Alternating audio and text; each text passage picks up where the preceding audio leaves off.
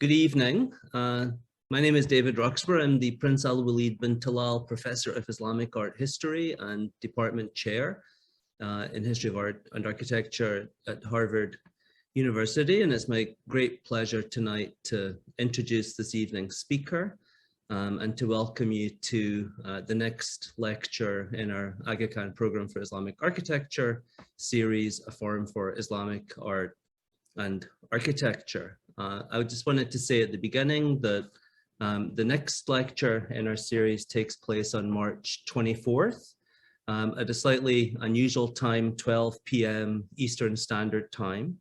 It's a lecture that will be given by Professor Alain Fouad-Georges on polychromy, polysemy, and whiteness in Islamic art. And you can register for the Zoom webinar at your convenience. Tonight we'll be given a lecture by Professor Açıkgöz. Before I introduce him, some matters of general housekeeping. Following my introduction and Professor Açıkgöz's lecture, we'll have a Q&A period, hopefully ending by about 7:30 p.m. In the Q&A, you have the option of entering your question in the Q&A box, and I'll read your questions to tonight's speaker. Or alternatively, you can use the raised hand function in the lower right box of the Zoom webinar window, and you will be permitted to speak. Your microphone will be activated and you can ask your question directly. So it gives me great pleasure to introduce tonight's speaker, Ümit Fırat Açıkgöz, who we very much enjoyed having in the department this semester, not only doing a lot of his own research and writing, but attending many events in the department, which has been fantastic. He's an architectural and urban historian specializing in the late Ottoman and post-Ottoman Middle East and the Balkans. His interests include urban planning, architecture, historic preservation, and representations of urban space, broadly defined in both written and visual media.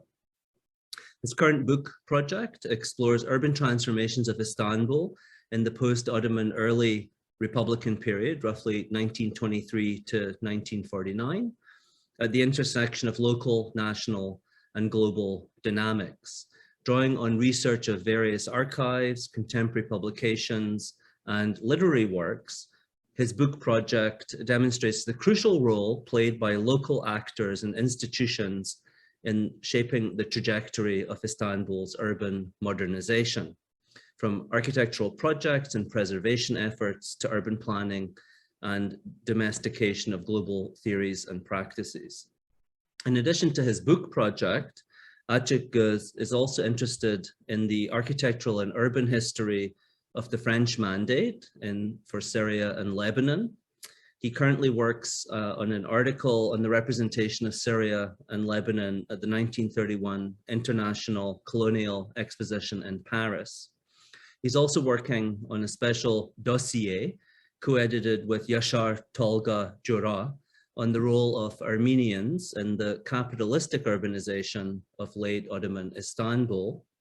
He recently authored 3 forthcoming book chapters, the first on a global history of interwar urban period that was co-authored with Ilham Khoury Makdisi, a second chapter on an analysis of the diverse notions of public squares in early Republican Istanbul, and thirdly, a commentary on the politics of entertainment and leisure in Beirut from the late Ottoman period to the present day. Açıkgöz received his BA in history at Boğaziçi University, his MA in architectural history from MITU, and his PhD in art history from Rice University. He's currently an assistant professor in the American University of Beirut in the Department of Architecture and Design. The title of his lecture this evening is 1,000 Futures, Negotiating Urban Transformation in Early Republican Istanbul, 1923 to 19 49. Please join me in welcoming him.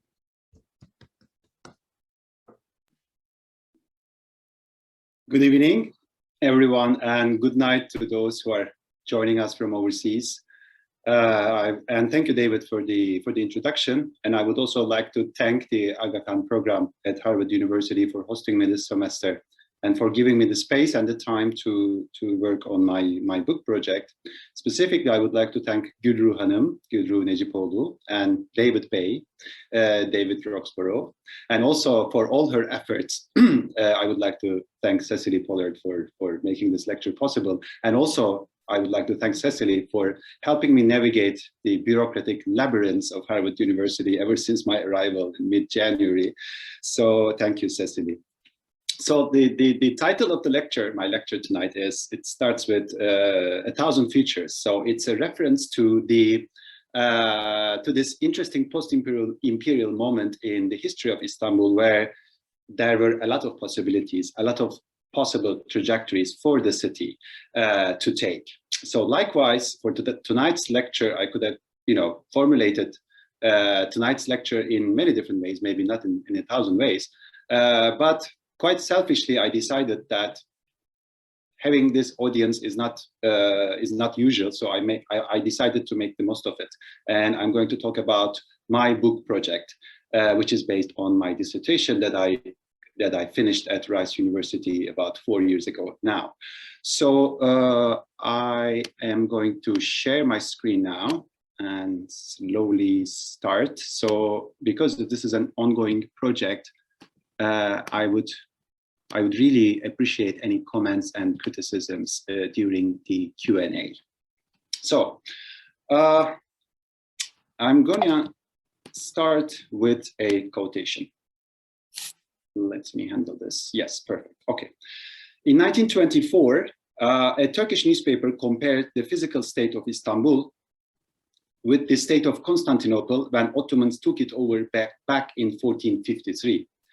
Quote, historians that describe the first conquest in 1453 say that the city at that time was wounded at many levels, with its economy in tatters, and society impoverished, while its only well-functioning institutions were the spiritual ones. When it conquered Istanbul the second time in 1923, the Turkish Republic found the city under precisely the same circumstances.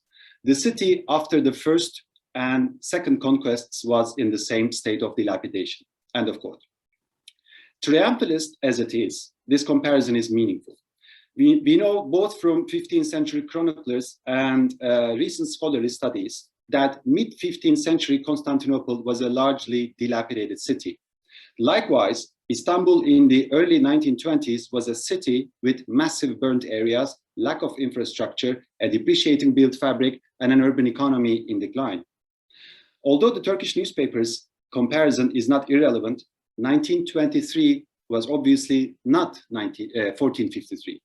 The post-Ottoman, early Republican Istanbul had its own local, national, and global dynamics. In this book project, I explore the architectural and urban transformations of Istanbul in the light of these particular dynamics. I specifically examine the issues of architecture, urban planning, and historic preservation from the early 1920s through the late 1940s. This is a period of comprehensive changes in the physical and social fabrics of Turkey. This is a period which corresponds to the interwar era, the Second World War, and the very early years of the Cold War. This is also a period when diverse modernist theories and practices were on the verge of revolutionizing architecture and urbanism at a global scale. How did all these dynamics feed into the architectural and urban fabric of Istanbul? How did the people of Istanbul relate themselves to their city and imagine its future? Who were the actors and agents of this history? These are some of the fundamental questions raised in this first monograph on the architectural and urban history of early Republican Istanbul. Before I go on to elaborate more on the content and arguments of the project, let me situate it within the existing scholarship and historiography. The early Republic in Turkey is a period of painstaking transition from the empire to the nation state. which involved comprehensive reconfiguration of institutional and legal frameworks, as well as social and spatial dynamics. This was essentially a transition from a multi-ethnic and multi-religious empire to a homogeneous national identity. The bureaucratic elite orchestrated this process of social engineering in a top-down manner. In the past few decades, scholars have unpacked this process by harnessing the theoretical and conceptual framework provided by the pioneering critiques of nationalism, such as Benedict Anderson and Eric Hobsbawm.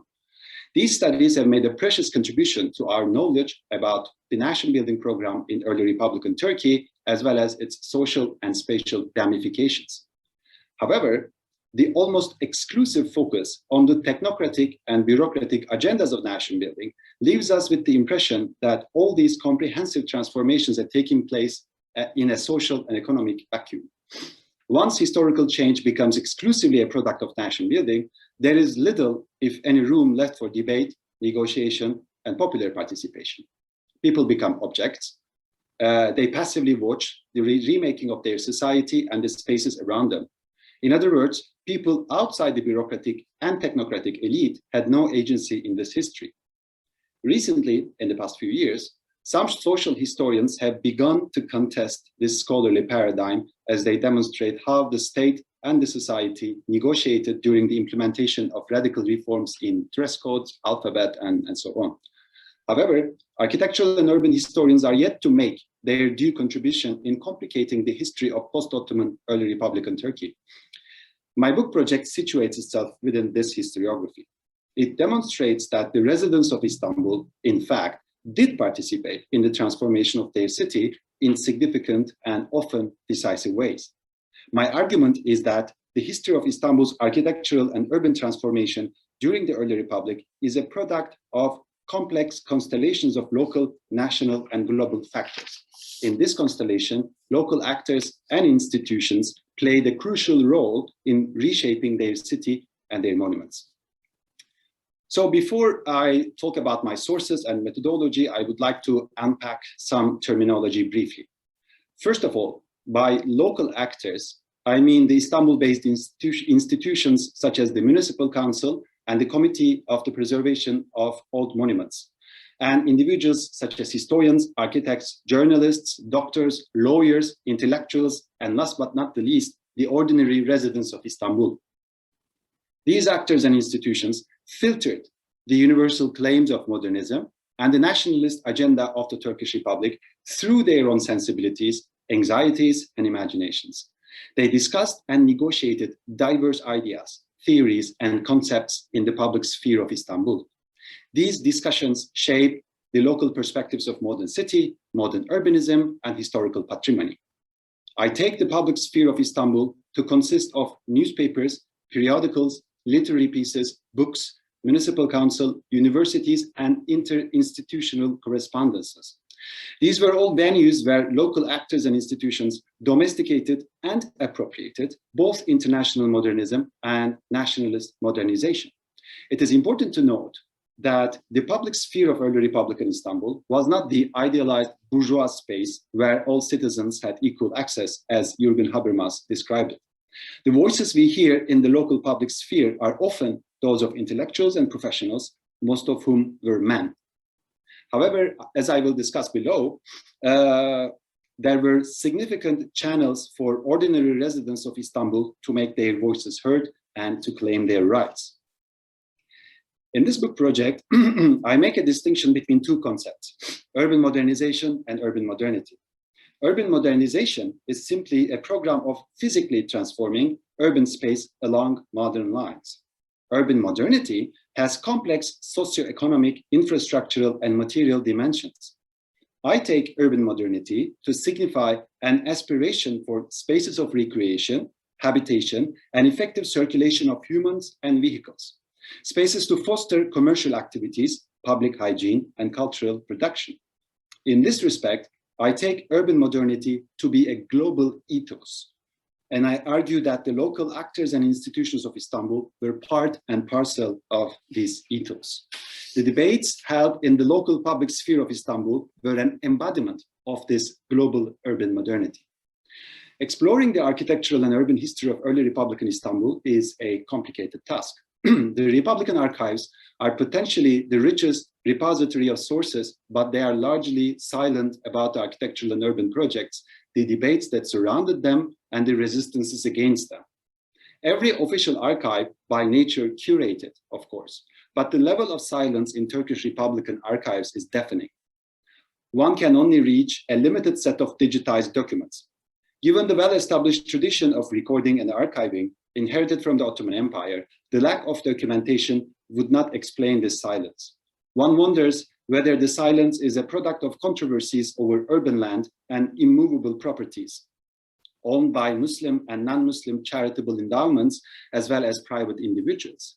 Regardless of whether this is the case, one needs to look for other, mostly non-official repositories, which, after all, offer the advantage of not being shaped and curated by the state. My book project draws on a number of archives, minutes, newspapers, periodicals, and literary pieces. The archives include various correspondences, reports, petitions, plans, photographs, and minutes of meetings. I will expand on some of these sources later on. So before I walk you through the content of the book, I need to talk a little bit about my methodology. These diverse sources I have just mentioned offer a rich, colorful, and complex history. My methodology in dealing with this complex history is to focus on specific urban interventions and architectural projects, such as the opening of boulevards, redesigning of public squares, demolition or preservation of historical monuments, and renaming of streets. I then examine the trajectories of these specific urban interventions and the debates that surrounded them. I avoid harnessing my sources to prove or dismantle any theoretical framework. In other words, I avoid juxtaposing the end product of these interventions, a building or a public square, with the larger historical framework of nation building and reach broad conclusions. Instead, my aim is to understand how all these interventions actually took place. In other words, processes themselves are as important for this study as the end products. In this respect, I examine several proposals that remained unimplemented, often due to local opposition. My claim is that deeper the analysis of the debates over urban projects goes, the more evident it becomes that nation building was only one factor among many others. It also becomes evident that local actors and institutions played a decisive role in shaping the urban transformation of early Republican Istanbul. I think that undertaking a detailed analysis of individual projects will provide us more nuanced perspectives on both this particular history and its larger global relevance. In other words, my aim is to, quote, see a world in a grain of sand, end of quote, as William Blake puts it. Not only these individual moments embody complex dynamics of urban modernization in early Republican Istanbul, but they also help us deepen and complicate our understanding of global architectural and urban history. Now, very briefly, I will go over the content of the book project. The first chapter explores the four main channels or platforms through which local actors claimed agency in the modernization of early Republican Istanbul. These four channels are newspapers, satirical magazines, municipal council, and literary pieces. I show in this chapter that a vibrant culture of negotiation crystallized in these channels enabled the people of Istanbul to become part of the local body politic. In chapter 2, I discuss the physical, financial, and legal context of architecture and urbanism through the eyes of local commentators. The chapter also examines the first attempts at reconfiguring the physical and discursive landscape of post-Ottoman Istanbul. Two Republican statues and the renaming of streets specifically sparked rich and illuminating debates, which I'm not going to be able to talk in today's lecture, but I'm happy to elaborate on them during the Q&A if anyone is interested. In chapter 3, I zoom in on two public controversies over two major public squares of Istanbul, Sultanahmet and Beyazıt. Close analysis of these controversies demonstrates that the people of Istanbul elaborately articulated the notion of modern public squares with references to concepts of hygiene and urban aesthetics, and they claimed their rights to shape and access open spaces as tax-paying citizens. Chapter 4 treats urban planning as a site of encounter between different actors and institutions who represented different imaginations of a modern city. The chapter demonstrates the wealth of ideas and arguments about urban planning proposed and negotiated by architects, intellectuals, journalists, and literary figures from the final years of the Ottoman Empire through the early Republic. Chapter 5 explores the issues of historical heritage and architectural preservation. Historical monuments from different periods were omnipresent in Istanbul. Virtually every major intervention entailed the demolition of certain monuments. What was heritage? Which monuments could be sacrificed for urban modernization? These questions led to heated debates and pitted diverse local and national actors against one another. These debates shaped the trajectory of urban modernization in major ways. They also demonstrate the diversity of imagining modernity, history, heritage, and identity in early Republican Istanbul. The sixth and the final chapter of the book project examines the period of planned urbanism between 1936 and 1949. This chapter discusses the local origins of the master plan prepared by the celebrated French architect Henri Prost. It also shows how the complicated legal and financial dynamics of early Republican Istanbul led to the revision of many of Prost's proposals and the abandonment of many others. The chapter demonstrates how local demands and resistances factored in the major architectural and urban projects of this period. In the rest of the lecture, I will discuss only some of these issues, but again, I'm happy to elaborate on the others during the Q&A. So let me start with the channels of popular participation in the transformation of Istanbul. The first channel is the local press. In the early Republic, local newspapers reserved an impressively large space on urban issues. They did not only cover what was going on in Istanbul. Equally importantly, they often played a proactive role, demanding architectural and urban projects, objecting to others, and introducing concepts and principles of modern architecture and urbanism to the public. First of all, most newspapers allocated a whole page to city news, which covered various infrastructural, legal, and financial issues. Secondly, several columnists, including the leading political commentators of the period, such as Yunus Nadi and Ahmed Emin Yalman, often reserved their columns to Istanbul's urban issues. They elaborated on architectural projects, urban planning, and debates over historical monuments. Moreover, young journalists such as Fırat Adi published series of reports about architecture and urbanism in Istanbul. They also interviewed architects, planners, and intellectuals regarding the modernization of Istanbul. Newspapers also reserved space to guest columnists. Many local architects and planners made their voices heard in these venues. In these diverse ways, newspapers played a crucial role in translating the issues of modern architecture and urbanism into a popularly accessible form. Last but not the least, newspapers allowed readers to express their opinions about Istanbul's urban modernization. They reserved regular space for readers' letters and conducted interviews with ordinary residents on such issues as the planning of Istanbul. The local newspapers' remarkable interest in diverse urban issues becomes meaningful when we consider the fierce competition between them. A crucial requirement to sell a newspaper in the early Republican Istanbul was voicing and supporting local demands. And there was no local grievance in early Republican Istanbul more intense than the miserable state of the city, and no broader consensus than that planned urban modernization was a prerequisite to overcome it. Urban issues were also a recurrent trope in satirical magazines.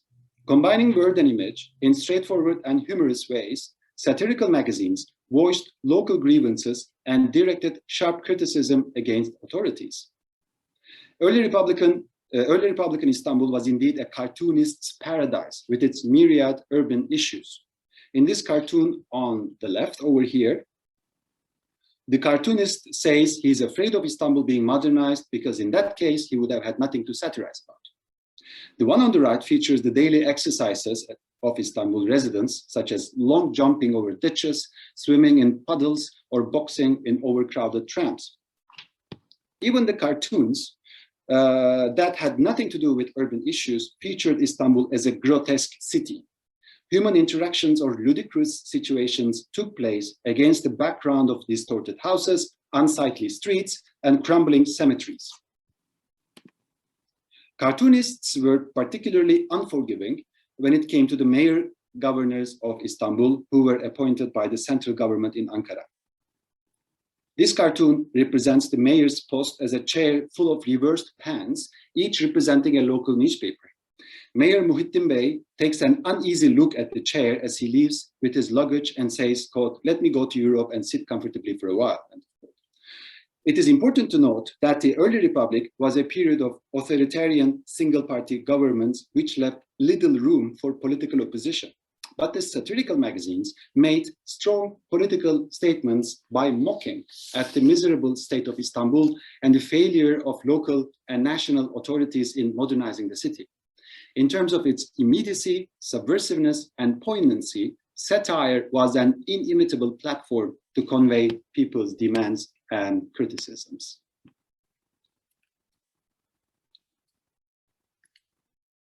Another key platform to assert local agency was the Istanbul Municipal Council. Unlike the mayors, who were appointed by the central government in Ankara, the members of the Municipal Council were elected to the office by local residents. The council members came from various backgrounds. They played a crucial role in checking the mayor, communicating the demands and complaints of their constituency, and asserting their rights as the representatives of the city residents. The minutes of the council meetings are a major source of this book project.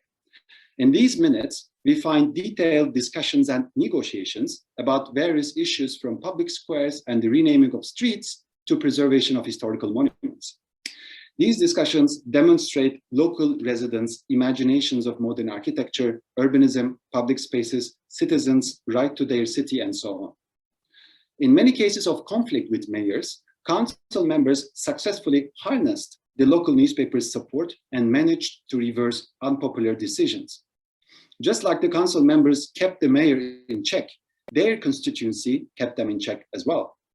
Members often mentioned the pressure their voters put on them to address their demands and grievances in the council.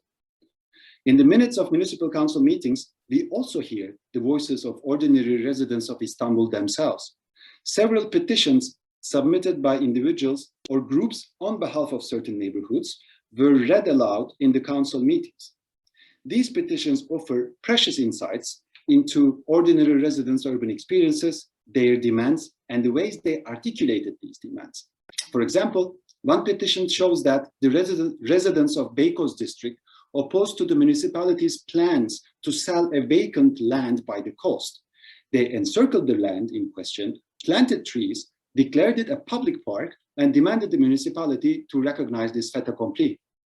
In another example, the residents of Vishnezade neighborhood in Beşiktaş demanded the rehabilitation of their park, referring to the issue of public hygiene and their rights to access green spaces. The minutes of the municipal council are precious as a source for this book project, but disappointing as well, unfortunately, since they are only available for the periods between 1920 and 1926 and 1930 and 1931. These were the major mechanisms through which the local actors and institutions claimed agency. But the challenge of modernizing Istanbul was a formidable one. The city was in a state of major crisis. Between 1922 and 1927, the population of Istanbul decreased by around 25%, from around 1 million to around 750,000 residents. The departure of a large bureaucratic class to the new capital city, Ankara, took a major toll on urban economy. From 1913 to 1923, the volume of trade conducted through Istanbul port declined by 40%, from around 17 million tons to 10 million tons per year. A series of devastating fires between 1908 and 1918 left large parts of the city in ruins. By 1922, almost 1/4 of Istanbul proper consisted of burnt areas. Hundreds of historical monuments were in dire need of restoration. Even without these challenges, Istanbul at the time consisted of several scattered settlements separated by many hills and bodies of water. Many local commentators expressed their concern about the difficulty of integrating all these settlements. How do you deal with a city featuring such physical and financial challenges? A city that lost its economic dynamism that had fueled the building boom of the late 19th century. Local resources were pathetically insufficient. Water supply and public transportation are crucial sources of revenue for a modern urban administration, but in Istanbul, these services were monopolized by foreign concessionary companies since the final decades of the Ottoman Empire. Despite major improvements in its revenues during the late 1930s, the Istanbul municipality was still in dire poverty. In 1939, the budget of not only Istanbul, but all Turkish municipalities combined together equaled to the budget of Marseille municipality alone, and 36 times less than the budget of New York municipality. In addition to financial challenges, there were also legal ones. A vast portion of immovable properties in Istanbul were charitable endowments managed by the Directorate of Endowments. These two institutions, municipality and the Directorate of Charitable Endowments, came into countless conflicts throughout the Republic over the ownership, compensation, and management of certain properties. Countless other individuals sued the municipality over issues of expropriation, which effectively stalled many projects. Within this larger context, the 1920s became a period of appropriating Ottoman buildings for new uses. Following the transfer of the capital to Ankara, Istanbul had a surplus of public buildings, such as former ministries and military barracks. In the 1920s, many buildings changed function. Most notably, the Topkapı Palace became a museum. Many mansions became schools. Higher educational institutions took over military barracks. Many madrasas served as health clinics following the abolishment of the madrasa institution in 1924. At the popular level, the housing crisis led many families to rent out rooms in large houses and share common areas. Many other families settled themselves in abandoned madrasas. Some modern urban institutions could not logistically be accommodated in the existing buildings. The Istanbul municipality built a municipal slaughterhouse, a wholesale market for food, and a covered market hall in the 1920s and 1930s. These institutions were crucial in ensuring the efficient production and trade of food, improving public hygiene, bringing food trade under municipal control, and enriching the municipal budget. These projects were also responses to local demands. Municipal council members called for putting an end to the ghastly sights of slaughtering animals by individual butchers across the city, or the unregulated trade of food that caused many inconveniences. The design of these buildings reflected the major tendencies of their times. The slaughterhouse and the covered market in Kadıköy are typical national architectural Renaissance buildings, while the fruits and vegetables market in Eminönü reflected the influence of international modernism in the 1930s. The municipal slaughterhouse was a highly successful enterprise, bringing a lot of revenue to the municipal coffers. But the Kadıköy market hall failed spectacularly. The project aimed to bring the food shops of Kadıköy area under one roof so as to enhance, quote, public hygiene, cleanliness, and regularity. The proponents of the project, however, underestimated the deep-rooted culture of street markets, or çarşı. Both the shopkeepers and customers resisted switching to the new building. For 10 years, the building remained empty. Today, it's a conservatory come theater hall. Other buildings with various functions also enriched Istanbul's architectural landscape in the 1920s and 1930s. Scholars have so far written extensively about their modernist designs. Apartment buildings of the early Republican period considerably changed the architectural landscape of Istanbul and the cultures of domesticity. Their increasing domination sparked many debates and much ridicule on the basis of their dehistoricized design, derogatively labeled as cubic. The main takeaway of all these examples is that Istanbul was a city in flux during the 1920s and 1930s, despite all the challenges and the constraints. The controversies over modernist architecture paled in comparison to the controversies over historical monuments.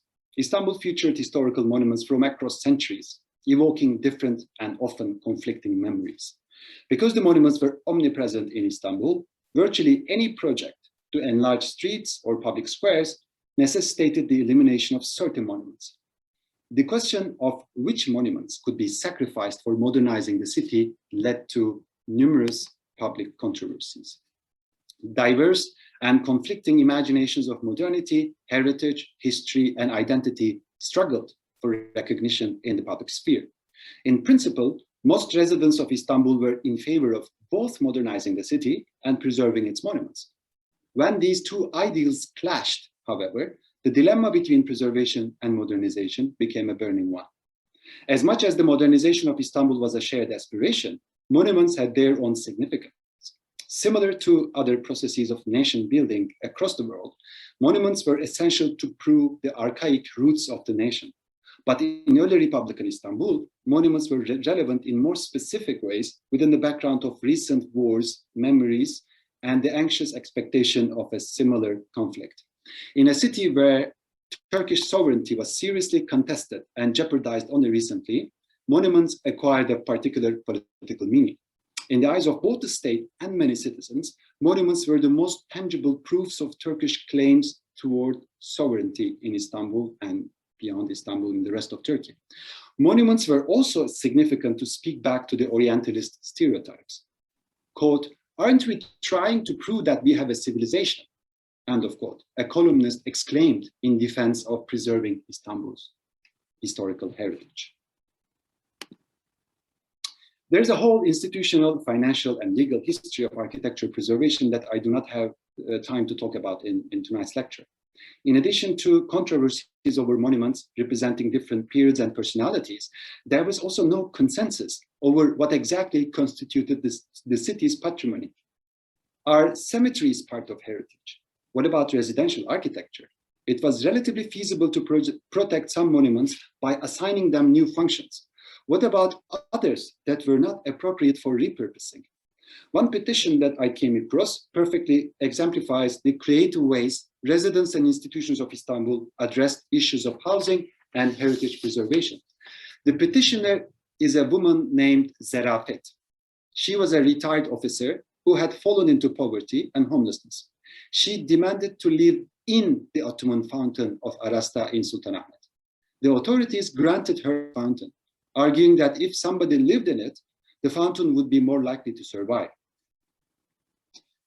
The approaches to heritage took on many shades to talk about the local position, because there were so many local positions. They all make their way to the book, but not to this lecture. I will limit myself here to the dilemma between preservation and modernization. So opposition on the basis of preserving historical monuments led to comprehensive revision of many urban projects and the total failure of others. The successes of the preservationist opposition frustrated many people that were impatient to see modernization of Istanbul at whatever cost. These two cartoons in the slide perfectly symbolize these frustrations.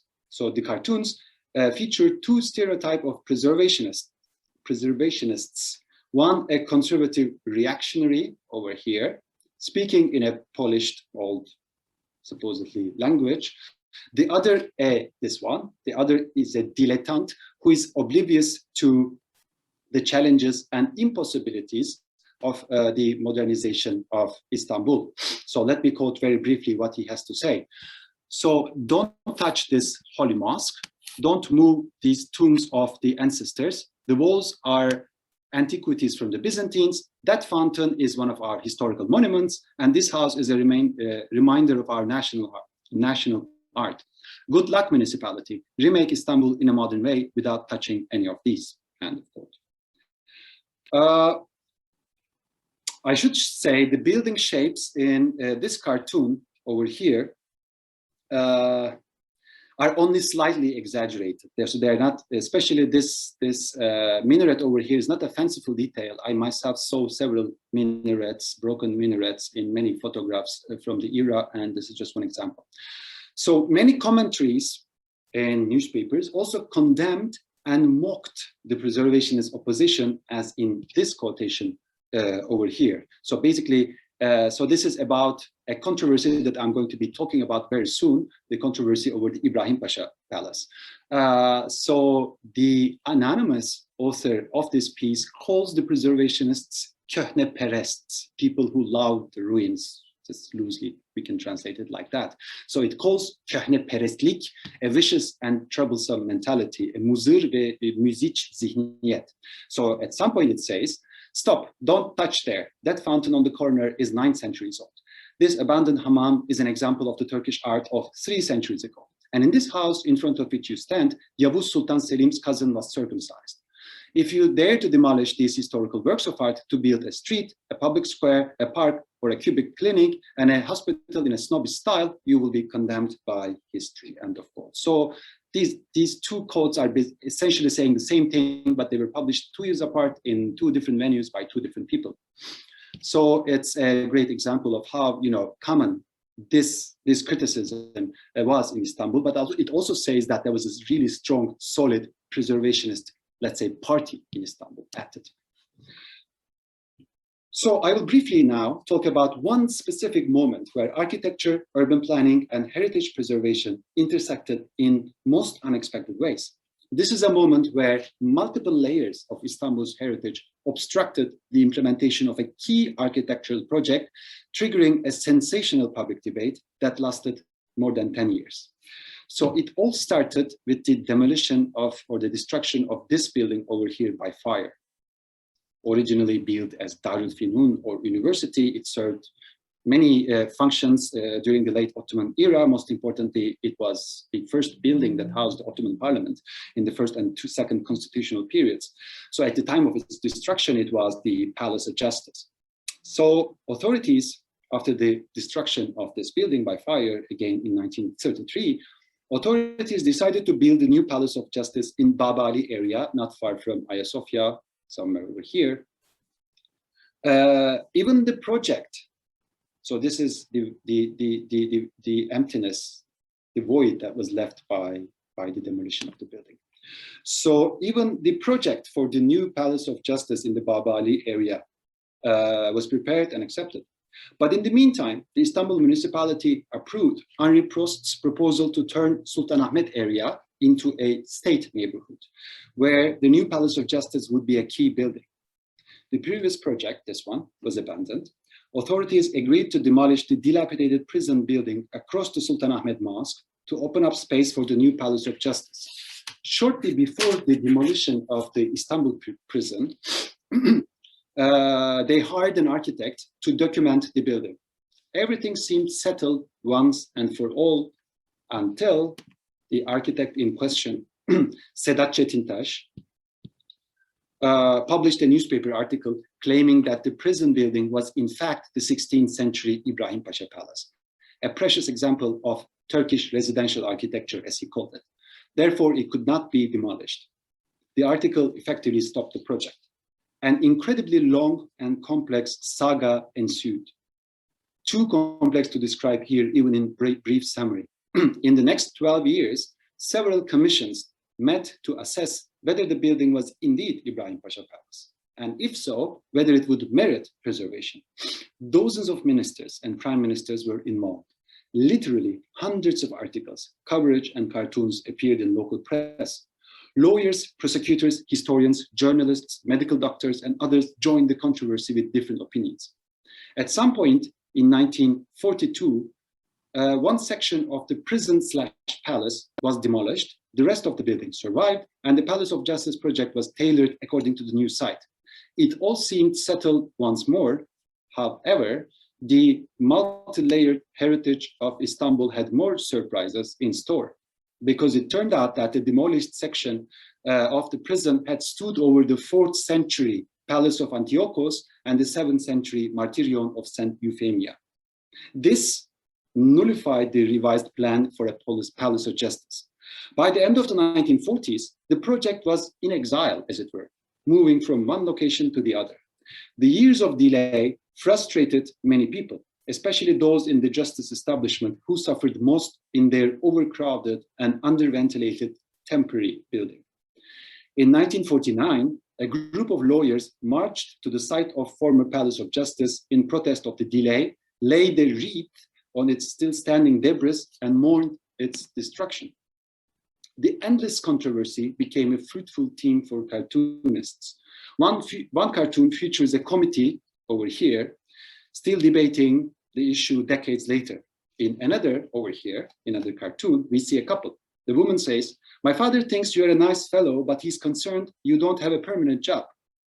The man responds, "But sweetheart, would there be a more permanent job than this? I'm a member of the commission in charge of determining whether the Istanbul prison is a historical monument." End of quote. After 5 different cabinet decisions, 8 ministers of public works, 11 ministers of justice, and 12 different cabinets in less than 16 years, following the destruction of the former Palace of Justice by fire, the controversy was finally over in 1949.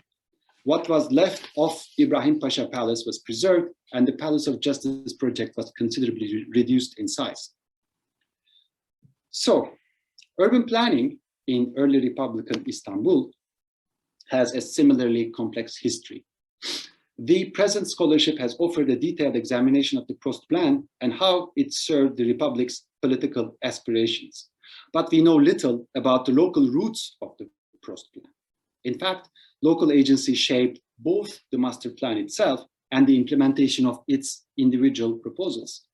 In this book project, I treat urban planning not as a bureaucratic and technocratic text, but as a discourse that circulated in local print media.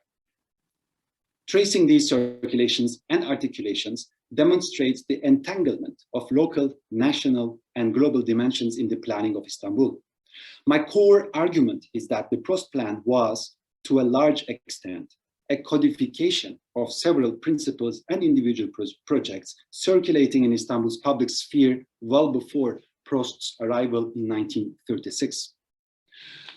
The worldwide institutionalization of urban planning as an interdisciplinary field occurred during the interwar period.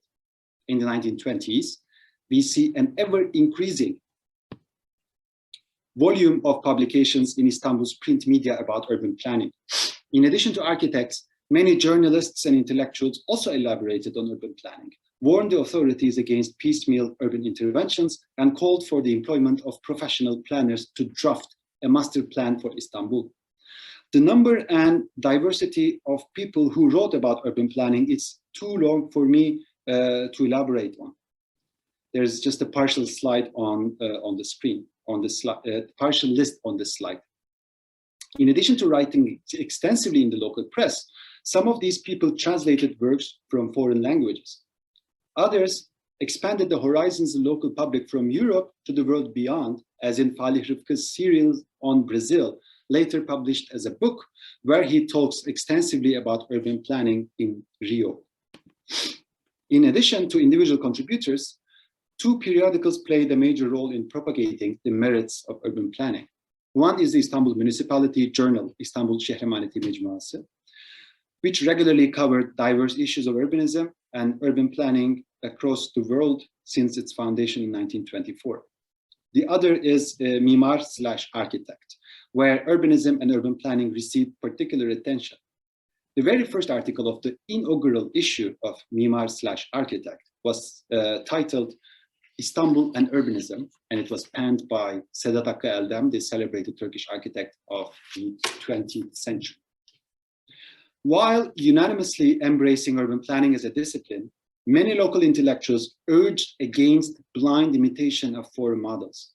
They argued that Istanbul was peculiar with a complex geography and a rich heritage, a city where the urban fabric could not simply be raised down to open up large boulevards. For these intellectuals, the counter model was Osmanization, the remaking of Paris under Baron Osman and Napoleon III in the 1850s and 1860s during the Second Empire, which sparked their anxiety of losing Istanbul's distinctive identity. In 1933, poet Yahya Kemal offered a very compelling statement about urban planning and the nature of modernity in general, which merits a full quotation. Quote, "One of the most flawed ideas in both Europe and Turkey is the one that takes the modern to be fixed immutable and unprogressing. Sabit, değişmez, terakki etmez. 80-90 years ago, the famous mayor of Paris, Baron Haussmann, opened straight avenues and streets and ravaged the old city and its neighborhoods. Back then, it was said, this is how a modern city looks like. After a while, however, many intellectuals with refined tastes realized that the remaking of Paris as a chessboard by Haussmann was a pernicious mistake, because history disappeared from the districts he created. Today, visiting one of those districts makes one feel to be trapped in the narrow span of the past 40, 50 years. Now, which one should we call modern? The idea of 50 years ago, or the idea of later intellectuals that denounced it? End of quote. A comprehensive examination of local publications shows the trickling down of urban planning discourses to the larger public. One can sometimes trace the origins of certain ideas as one journalist meets an urban planner. At other times, a columnist elaborates on modern urbanism without citing anyone, but mapping out the contemporary publications reveals the origins of their ideas. One example is the sudden interest of columnists in regional planning following the publication of several articles on this by Martin Wagner, the leading Weimar-era architect who was in exile in Turkey in the mid-1930s, along with other prominent Weimar figures such as Bruno Taut and Margaret Schutte-Liotsky.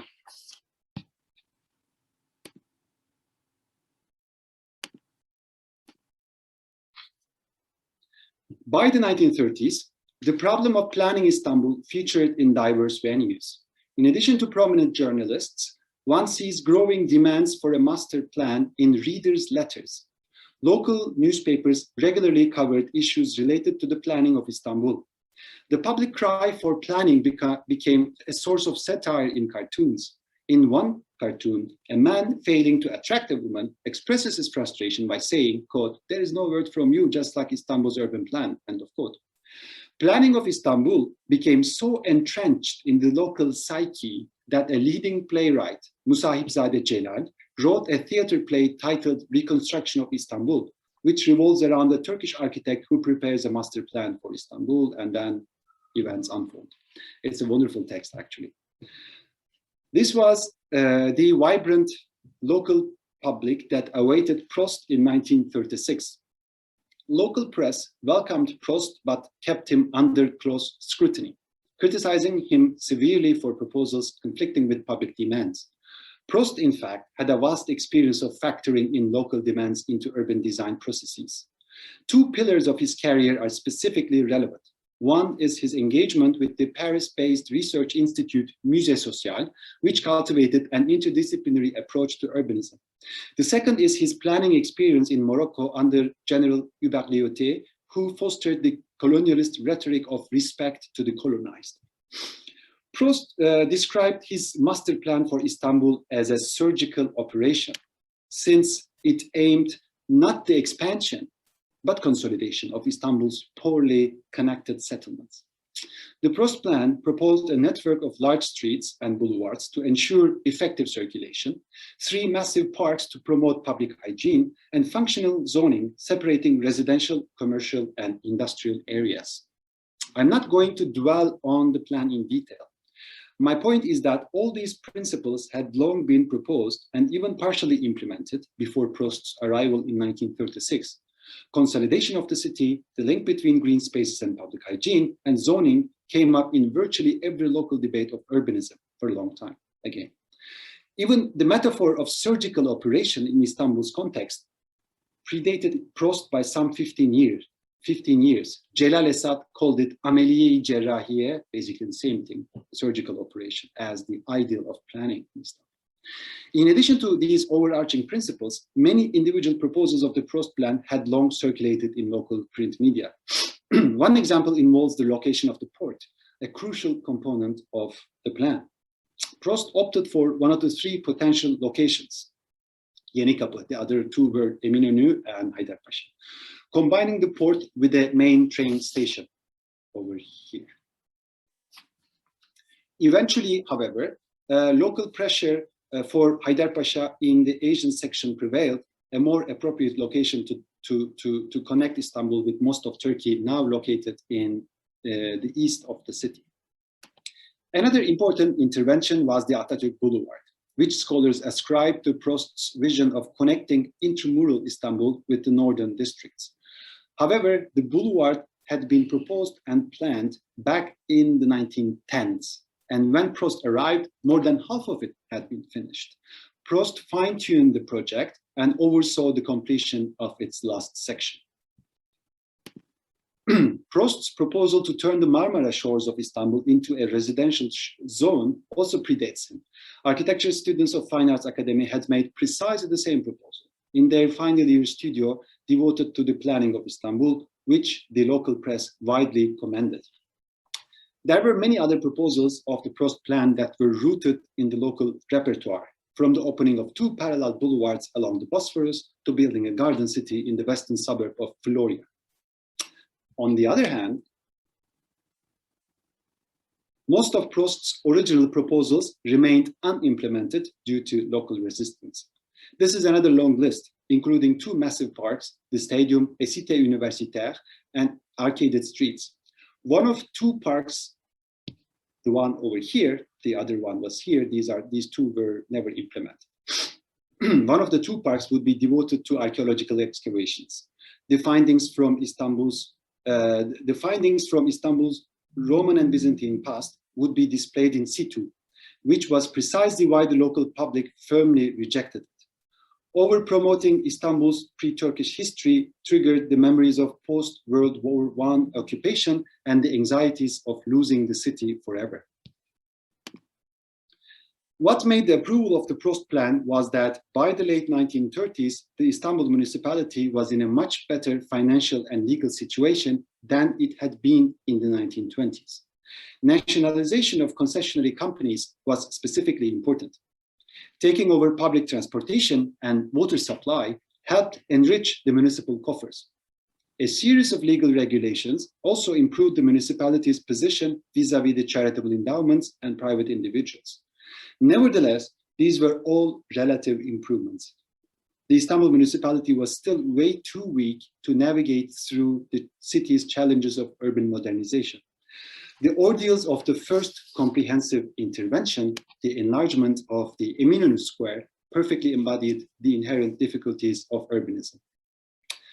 The small open area over here, between the Galata Bridge over here, and the Yeni Valide Mosque over here, between the Galata Bridge and the Yeni Valide Mosque, had long been called Eminönü Square, but as one municipal council member remarked, quote, one needed a huge temerity to call a square, end of quote. Ona meydan demek için insanda ne kadar cüret olmalı, şöyle küçücük bir sahadır. The square was small and grotesque. The area was congested and filthy. The buildings surrounding it were mostly in disrepair. Many of them were adjacent to the Yeni Valide Mosque, taking a huge toll on the monumentality of this 17th century monument. When the project to enlarge the Eminönü Square began in 1938, there was unanimous jubilance in Istanbul.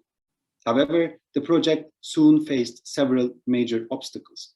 First was the united local resistance against the proposal to demolish the Sultan's kiosk, Hünkar Kasrı, attached to the Yeni Valide Mosque. Dozens of public figures urged for the preservation of the kiosk. Even the intervention of the Minister of Public Works, a powerful politician called Ali Çetinkaya, in favor of the demolition, this was in vain, so the kiosk was saved. Expropriation of private properties was even more complicated. Many shopkeepers and property owners resisted evacuation from this bustling commercial area and sued the municipality. The Directorate of Endowments rejected free transfer of its properties to the municipality, so it also went to the court. These court cases lasted for years. In the meantime, the municipality ran out of funds. The news of expropriations and first demolitions led to skyrocketing increase in rents. By the early 1940s, the project had turned into a disaster. The mess of half-completed work created many inconveniences each season, so much so that mud, çamur, became a metonym for Eminönü in popular parlance. Once the municipality boasted of cleaning up the surroundings of Yeni Valide Mosque, local press responded with a barrage of criticism and mocking. "What is that mud all the way up to your knee?" asks the woman in this cartoon. "I was enjoying the view of Yeni Valide Mosque in the new Eminönü Square," responds the man. While the Eminönü Square project did not complete until the 1950s, the projects for the Taksim Square and its vicinity were relatively less onerous. The square, the Gezi Park, and the Maçka Parkı created a large, almost uninterrupted open space from Taksim to Dolmabahçe. A series of buildings such as a cultural center, an exhibition and sports hall, and an open-air theater dotted the hills overlooking the Bosphorus. Large streets and thoroughfares crisscrossed the area. By the end of the late 1940s, Taksim and its vicinity had become a modern enclave in an otherwise still largely disorderly urban fabric. The increasing discrepancy between different districts of Istanbul fueled discontent on the basis of class, which until the 1940s, we do not see much in the local public sphere. Some of the most ferocious criticisms and attacks against the local and national authorities appeared in the legendary but short-lived Marco Pasha, the political satirical journal founded by three socialist literary figures, Sabahattin Ali, Aziz Nesin, and Rıfat Ilgaz. Istanbul in the late 1940s was in a considerably better situation compared to the early 1920s. The city now featured several public squares, parks, boulevards, as well as better infrastructure and public services. However, large parts of the city were yet to see the fruits of urban modernization. By an almost poetic turn of events, the Republican regime came to be accused of inefficiency and failure to modernize Istanbul, just like it had downplayed the genuine efforts of the late Ottoman period and accused its ancien regime of inefficiency. Journalist Falih Rıfkı Atay implored his young readers in 1950, quote, "Don't assume old Istanbul was only about pretty kiosks you see in paintings and engravings. It was in a horrible state," end of quote, to no avail. For the new generations, the early 1920s was too far distant history. Unlike many political histories of the early Republic, the chronological end of this book is not 1950, when, for the first time in Republican history, a different political party came to power. I argue that in the late 1940s, a considerably different constellation of local, national, and global factors transformed the dynamics of architecture, urbanism, and heritage. The onset of the Cold War, the end of the single-party era, rural to urban migration, increasing signs of economic liberalism following 2 decades of statist economy, all played significant roles in changing the dynamics of urbanism in the broader sense. These 4 images all symbolize this changing context. The first mass housing project in Levant, the first major mosque of the Republic in Şişli, the first corporate hotel, Hilton, and the first legalization of shanty towns or gecekondu. 1949 represents an important year for all 4 of these projects, or all 4 of these examples. In later decades, these new typologies would reshape Istanbul. For example, 45% of all Istanbul residents lived in shanty towns or gecekondus by the early 1960s. Early in this lecture, I brought up William Blake's remark about seeing the world in a grain of sand. As I conclude, I would like to bring up James Joyce, who stated, quote, "For myself, I always write about Dublin, because if I can get to the heart of Dublin, I can get to the heart of all the cities of the world. In the particular is contained the universal," end of quote. All these debates over singular projects embody the larger dynamics of urban modernity and urban modernization in early Republican Istanbul. In all of them, local agency played a fundamental role.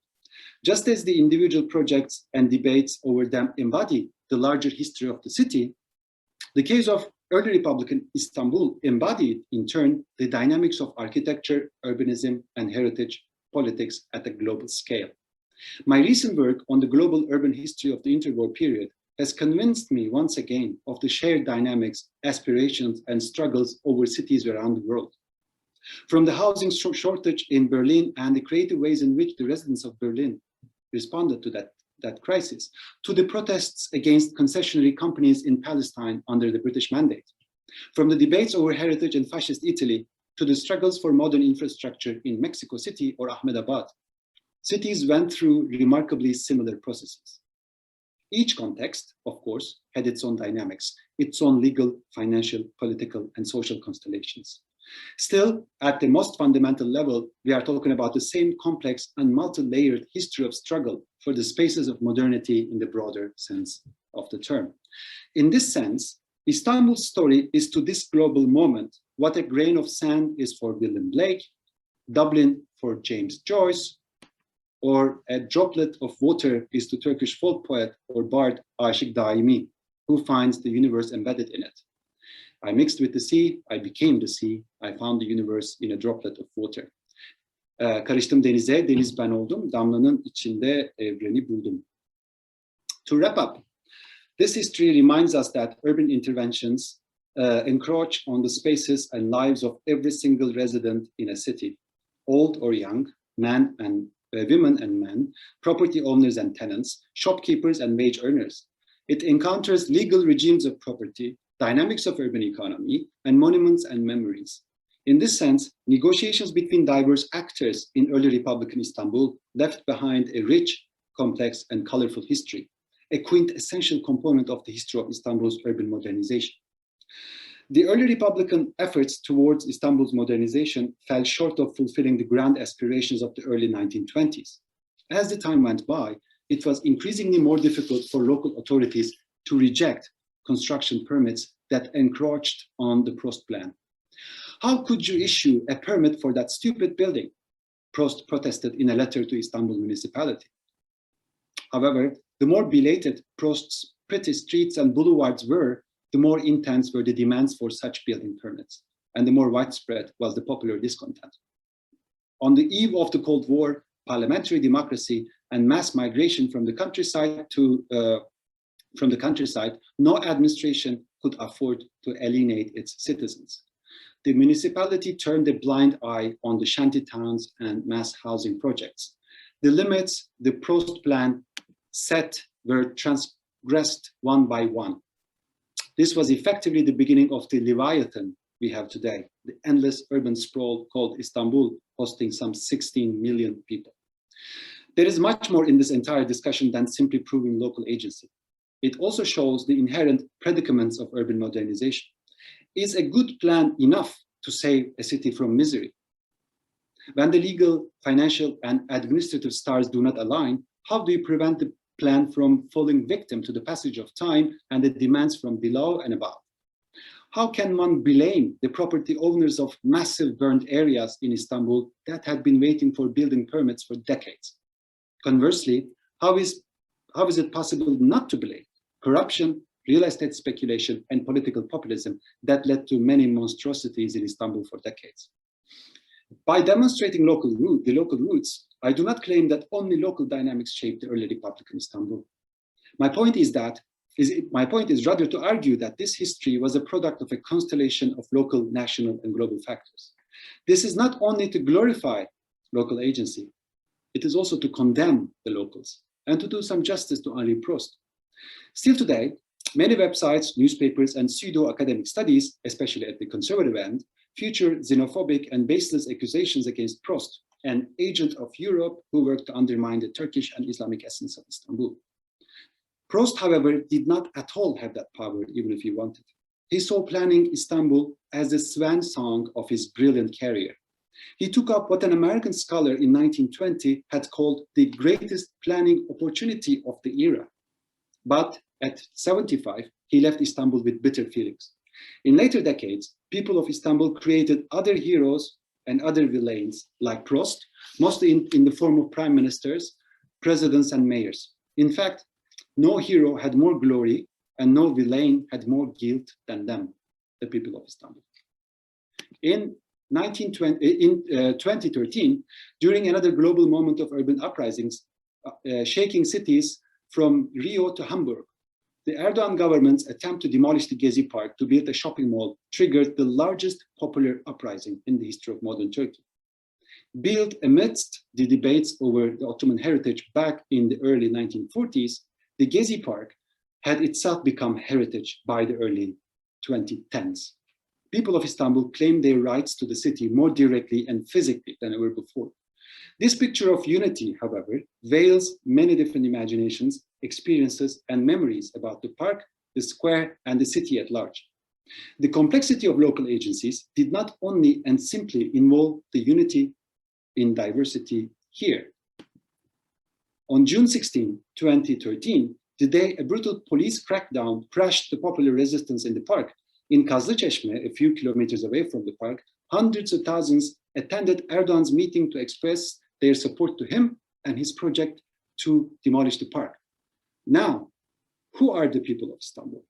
Here in 2013 or back in the early republic? It's not easy to define.